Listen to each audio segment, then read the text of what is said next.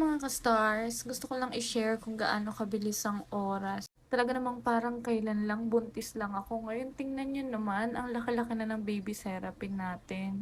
At ilang taon na lang, may dalaga na si Daddy Nico. Maraming time na nalulungkot talaga ako kapag naaalala ko na dati sobrang liit-liit lang nitong si baby Serapin. Ngayon talaga namang napakalikot na. To be honest, never kaming nahirapang alagaan si Serapin dahil unang-una hindi siya namumuyat ng madaling araw or ng gabi dahil nasanay siya sa tulog ng mga nag-aalaga sa kanya. Kung ano ang oras ng tulog ng nag-aalaga sa kanya, ganun din yung oras ng tulog. Nung sobrang baby pa talaga ni Serapin, talagang sinanay ko siya matulog kasabay ko para hindi na siya mag-adjust sakaling magkaroon ulit ako ng work na night shift. Hanggang sa nakasanayan na niya. May mga time lang na kapag may sakit siya, dun lang namin na-experience nagising siya sa gabi. Pero hindi naman siya tulad ng ibang baby na umiiyak kapag may nararamdaman. Well, actually, iba-iba naman talaga tayo ng way ng pag-aalaga sa mga baby natin. It doesn't mean na makulit or malikot yung mga baby nyo kapag ganon. Talagang normal sa kanila yung mga ganong klaseng way ng pagkakalikot or ng pagiging malikot at magulo sa bahay. And thankful din ako dahil si Ate Stella niya, na kapatid niya, ay natutulungan din kaming magbantay sa kanya kapag may mga ginagawa kami. Di na rin naman talaga siya ganong alagain dahil iwanan mo lang yan habang nanonood ng Cocomelon sa tapat ng TV. Talagang tatahimik lang siya at dun mo lang talaga siya titingnan-tingnan. Kaya may mga pagkakataon na si Stella yung kasama niya kapag may mga ginagawa kami. Don't get me wrong guys, nasa loob din kami ng bahay kapag ganun. Malaki din talaga yung pasasalamat ko sa mga nagbabantay sa anak ko, yung family ni Daddy Nico at yung family ko, especially yung mga pinsan at pamangkin ko na and mga kapatid ko na nagbabantay sa kanya kapag sobrang kailangan namin ng help sa mag-aalaga sa mga baby namin. Hindi talaga sila mahirap alagaan kaya pinag-aagawan sila ng mga mag-aalaga sa kanila. Nakakalungkot nga lang din talagang isipin dahil sobrang bilis tumakbo ng araw.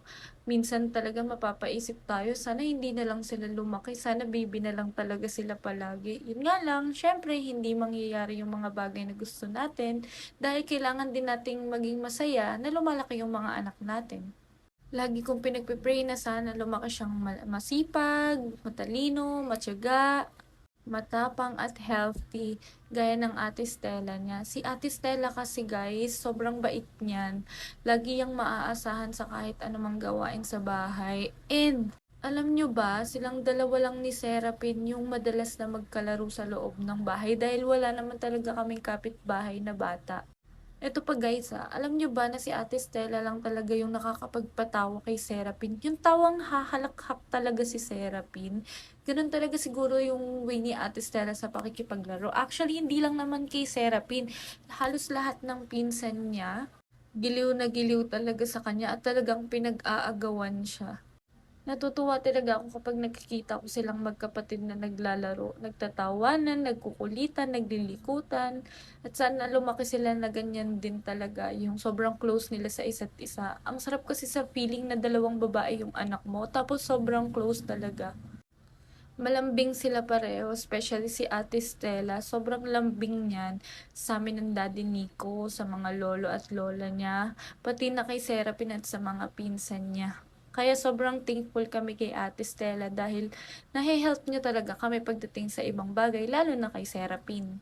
Kung pwede lang talagang hilahin yung mga pagkakataon na baby pa sila, talagang gagawin ko yun dahil sobrang precious ng mga moments na yun na ako pa lang yung hinaharap ni Serapin, na laging ako lang yung gusto niyang nakaakap sa kanya. Ngayon, kahit kuhain ko siya, kahit sabihin kong bibigyan ko siya ng foods, ayaw niya na talagang sumama minsan. Minsan nga niloloko ko yung mga pinsan ko kung siya ba talaga yung nanay ni Serapin dahil mas talagang behave sa kanila si Serapin kapag sila yung kasama. By the way, kung tatanungin nyo kung ilang taon na si Ate Stella, magna-9 na po siya sa December and si Baby Serapin ay kakawan lang nung September. Malaki yung age gap nila and nakakatuwa lang na hindi ganun kahirap na mag-alaga ng dalawang bata kasi di talaga sila alagain.